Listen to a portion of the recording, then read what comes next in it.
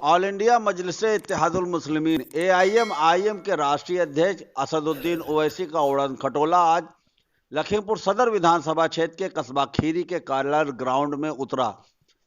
इस दौरान लोगों ने उनका इस्तकबाल देखो देखो कौन आया, शेर आया कि सदाओं के साथ किया।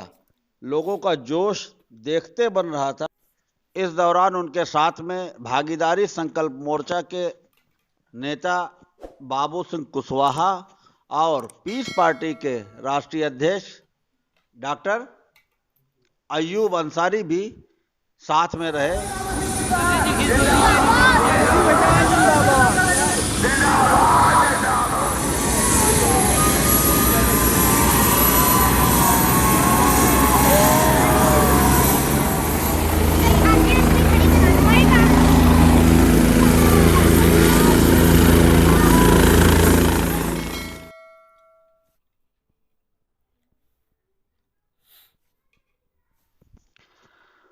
आज ऑल इंडिया मजलिस-ए-इत्तेहादुल मुस्लिमीन के राष्ट्रीय अध्यक्ष असदुद्दीन ओवैसी ने लखीमपुर की सदर विधानसभा क्षेत्र में चुनावी सभा को संबोधित किया। इस दौरान उन्होंने 3 तलाक और हिजाब के मामले में बीजेपी को घेरने की कोशिश की। उन्होंने मिनिस्टर होंगे जिसमें एक अल्पसंख्यक समाज का मुसलमान, एक निषाद समाज से और एक अति पिछड़ा समाज से किसी को 3 डिप्टी CM बनाए जाएंगे। तो सामाजिक न्याय की लड़ाई में हम सिर्फ जबानी खर्च अदा नहीं करते, बल्कि हमने इस कौमी जामेनामा पहनाने का एक खाका तैयार किया है। मेरे अजीज दोस्तों और बुजुर्गों, इस विधानसभा में बेशुमार मसाइल हैं, अवामी मसाइल हैं जिसको हल नहीं किया गया। मैं आपसे बताने आया हूँ, आपको ये बोलने आया हूँ कि आप जानते हैं कि इस विधानसभा में यहाँ पर पूरी राजनीति चाचा और भतीजे तक महदूद होकर रह गई। कोई सपा से है तो कोई एक तरफ बीजेपी से टिकट लेकर आता है। मेरे अजीज दोस्तों और बुजुर्गों, ये चाचा भतीजे की नूरा कुश्ती को आपको खत्म करना है और ये चाचा भतीजे की नूरा कुश्ती इंशाअल्लाह ताला मजलिस-ए-इत्तेहादुल मुस्लिमीन यहाँ से खत्म करेगी। आपसे मैं गुजारिश करने आया हूँ कि आप अपना एक वोट बटन के निशान पर बटन दबाकर आप अपने इत्तेहाद को मजबूत करिए। मजलिस-ए-इत्तेहादुल मुस्लिमीन उत्तर प्रदेश में हिस्सेदारी की लड़ाई लड़ रही है।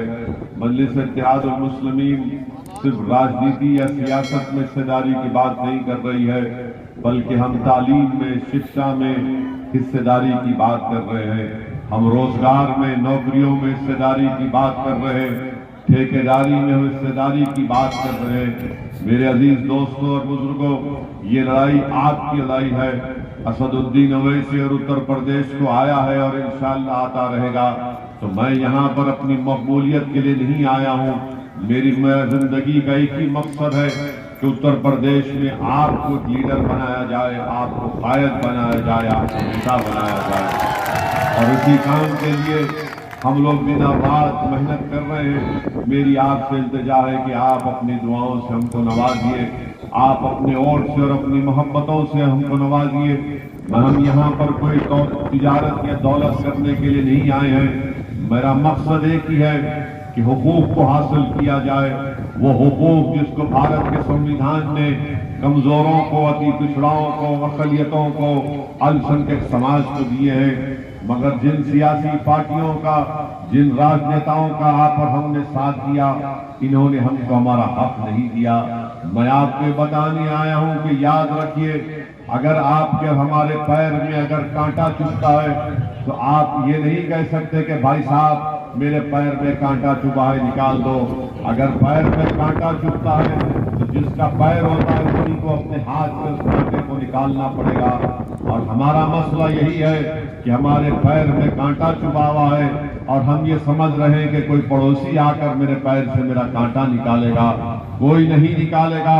अगर आप ये समझते हैं कि आपकी पीठ पर जो पिछले 30-35 साल से मोहब्बत के नाम पर और दोस्ती के नाम पर इन नाम निहाद दोस्तों ने जो हमारी पीठ पर खंजर घोंप घोंप कर हमारे पीठ को जख्मी कर दिया, याद रखिए उन जख्मों पर अगर कोई मरहम लगाएगा तो आपको लगाना पड़ेगा। इसीलिए हम आपसे अपील करने आए हैं कि आप वोट को खड़े होकर आपको अपने वोट के जरिए अपनी सियासी क़ियादत को, अपनी नेता को बनाना। सरकार ने नहीं दिया तो बाबा की सरकार ने आकर उस स्लॉटर हाउस को बंद कर दिया और उसका नतीजा ये निकला है कि न सिर्फ लखीमपुर कस्बे में बल्कि पूरे उत्तर प्रदेश में ही हाल है। हमारे कुरैश बिरादरी के जितने लोग थे वो अपने कारोबार से, अपने रोजगार से महरूम हो गए, गरीबी उनका मुकद्दर बनकर रह गया। अगर समाजवादी पार्टी उसको लाइसेंस दे देती तो योगी की सरकार उस लाइसेंस को मंसूख नहीं कर सकती थी। मेरे अजीज दोस्तों और बुजुर्गों, वहीं पर आप जानते हैं कि आप मुत्तहिद नहीं थे, आप इंतशार का शिकार हो गए। तो बावजूद इसके कि आप इतनी बड़ी आबादी, चेयरमैन आपका मुंतखब नहीं हुआ, बीजेपी वहां पर जीत गई। मेरे अजीज दोस्तों और बुजुर्गों, आप जानते हैं कि चांद मियां को, वो बेचारा सब्जी फरोश जिसको मारा और पीटा गया, उसके ताल्लुक से कौन इंसाफ किया? यही चाचा भतीजे की जोड़ी ने मिलकर मारने वालों को बचा लिया और चांद मियां आज भी इंसाफ से महरूम होकर रह गया। मेरे अजीज दोस्तों और बुजुर्गों, मैं आज के बताने आया हूं कि ऐसे कई तिजारत है करने वाले हैं, दस्तकार हैं, खेती है, गन्ने की पैदावार यहाँ पर ज्यादा होती है। शुगर मिल का रुपया 8 महीने और 1 साल में मिलता है, ये कोई आवाज उठाने वाला नहीं। लखीमपुर ब्लॉक में 8वीं जमात के बाद कोई शिक्षा का इंतजाम नहीं है, मगर किस बुनियाद पर समाजवादी पार्टी और बीजेपी वोट का मुतालबा करती है। मैं आपको बताने आया हूँ कि बीजेपी और योगी की सरकार ने जो पूरे मुल्क में 7 साल से, उत्तर प्रदेश में 5 साल से जो नफरत का नतीजा हम ये देखते हैं कि ये लोग जो कट्टरवादी और रेडिकलाइज हो चुके हैं, वो एक सांसद की गाड़ी पर गोलियां चलाते हैं और बीजेपी के मुख्यमंत्री ये कहते हैं कि हमने उत्तर प्रदेश से माफिया का खात्मा कर दिया। बताओ योगी आदित्यनाथ, जिन लोगों ने हमारी गाड़ी पर 4-4 गोलियां चलाई, वो किसके घर के दामाद थे और कैसे कट्टरवादी हो गए? किसने उनको रेडिकलाइज किया? किसने उनके हाथों में बंदूक को थमा दिया? किसने उनके हाथों में गोलियां दे दी? क्यों नहीं तुम्हारी सरकार ने उनके हाथ में संविधान दिया? क्यों नहीं तुम्हारी सरकार ने उनको बताया कि गोली से ज्यादा ताकतवर लोकशाही होती है, जमहूरियत होती है, बैलेट होता है? मगर हर महाज पर हम देखते हैं कि बीजेपी नाकाम साबित हुई है। आज उत्तर प्रदेश का चुनाव हो रहा है तो देश के प्रधानमंत्री जहां कहीं जाते हैं, बीजेपी के लोग कहते हैं कि वो मुस्लिम महिलाएं बीजेपी को वोट दे रही है क्योंकि नरेंद्र मोदी ने ट्रिपल तलाक के कानून को बना दिया।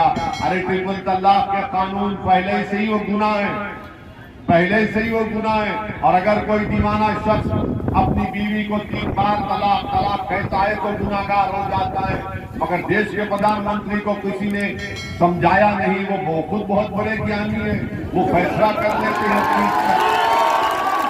आप बताइए ट्रिपल तलाक, अगर आपके बीजेपी के लोगों से पूछेंगे बताओ ट्रिपल तलाक क्या है, कितने किस्म का तलाक हमारे पास है मुसलमानों में, तो बोलेगा खाली ट्रिपल तलाक। इनको कुछ नहीं मालूम, इनके दिमागों में सिर्फ ये बात बैठी हुई है कि कैसे तकलीफ पहुंचाना है इन लोगों को, कि कैसे हमारी बहनों को और मजलूम बना दो। ये कानून बनाकर सबसे बड़ा नुकसान अगर नरेंद्र मोदी की सरकार ने किया तो मुस्लिम महिलाओं का किया। ये नुकसान करना चाहते थे और नुकसान कर दिए।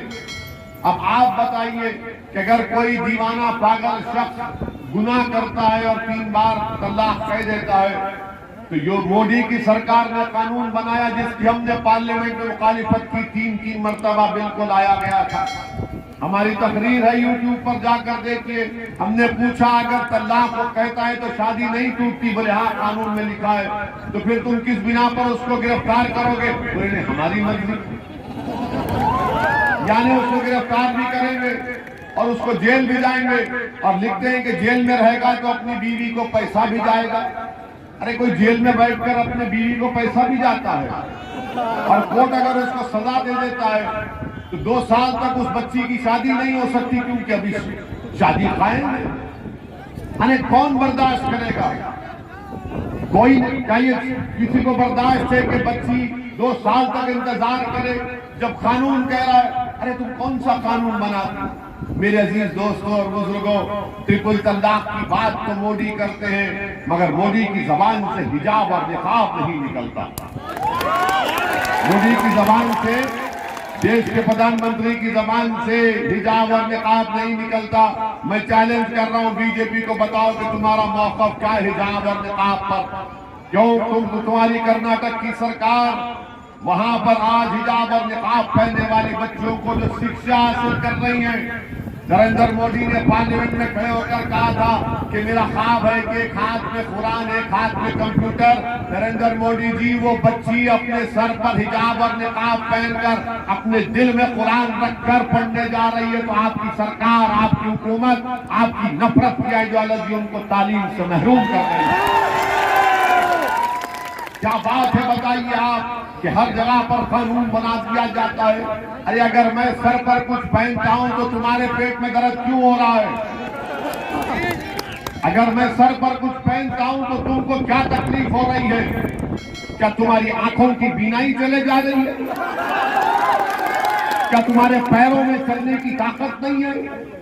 अरे हम जैसा चाहे अपनी जिंदगी गुजारेंगे, किसी माई का लाल को बोलने की जरूरत नहीं है। कैसी जिंदगी गुजारें? मेरी मर्जी होगी तो मैं दाढ़ी छोड़ूंगा। मेरी बेटी कहेगी कि अब्बा मुझे हिजाब और निकाब करना है, तो मैं बोलूंगा बिल्कुल करो। भारत का संविधान और सुप्रीम कोर्ट का पुट्टस्वामी का जजमेंट तुमको इजाजत देता है, करो। भारत के संविधान में मसावात, right to equality, right to life, इस बात की इजाजत देता है कि हम अपनी जिंदगी कैसे गुजारे। देश के प्रधानमंत्री हो या उत्तर प्रदेश का मुख्यमंत्री हो, तुमको कोई इजाजत नहीं है कि मैं क्या कपड़ा पहनूं, क्या खाऊं। तुम्हारा काम सिर्फ देश को चलाना है। तुम्हारा काम ये नहीं है कि मेरे घर में झांक कर देखो तो मैं क्या कपड़े पहन रहा हूं। ये बीजेपी कर रही है। आप सिर्फ हमको टारगेट कर रहे हैं, नफरत कर रहे हैं। जब मैं ट्रिपल तलाक की बात किया तो बोलते थे देखो मुस्लिम महिला। मैं उस वक्त भी कह रहा हूं, आज भी कह रहा हूं, याद रखो ट्रिपल तलाक, हिजाब, निकाब, ये बीफ बैन, ये सब एक बहाना है। निशाना असल आप है, निशाना असल आप है। और जब हम ट्रिपल ये हिजाब का मसला उठाए तो हमारी तकरीर को बड़ी तनकीद किए सब लोग। अरे यहाँ पर क्यों उठाए? यहाँ पर असल मुद्दा हट जा रहा है आंखों के सामने से। अरे तुम्हारी आंखों के सामने अगर मेरी बच्ची के कपड़े स्कूल के सामने उतारा जा रहा है, अगर वो मुद्दा नहीं है तो कौन सा मुद्दा है बताओ आप? योगी की सरकार ने ऐलान किया था, क्या ऐलान किया था कि CAA का प्रोटेस्ट हुआ तो हम पैसे वसूल करेंगे, वसूली करेंगे। योगी सरकार को आज सुप्रीम कोर्ट से उनकी नाक कट गई। सुप्रीम कोर्ट ने कहा जितना पैसा वापस लिए वापस करो जनता को। CAA के ऊपर कानून बनाया था कि जिसकी प्रॉपर्टी का नुकसान हुआ चालान कर दिया, पैसा वसूली की स्कीम बनाई। सुप्रीम कोर्ट में योगी सरकार की इस फैसले को सुप्रीम कोर्ट ने रद्द कर दिया।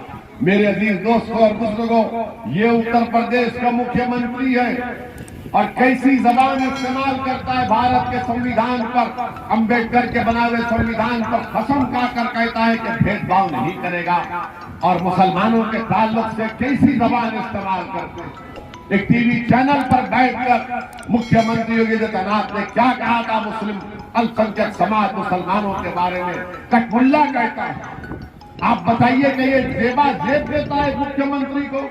इस तरह वह गिरी जबान में बात करते हैं और फिर कहते हैं कि वैसे हिजाब और निकाब की बात करके तालिबानी मानसिकता की बात करता है।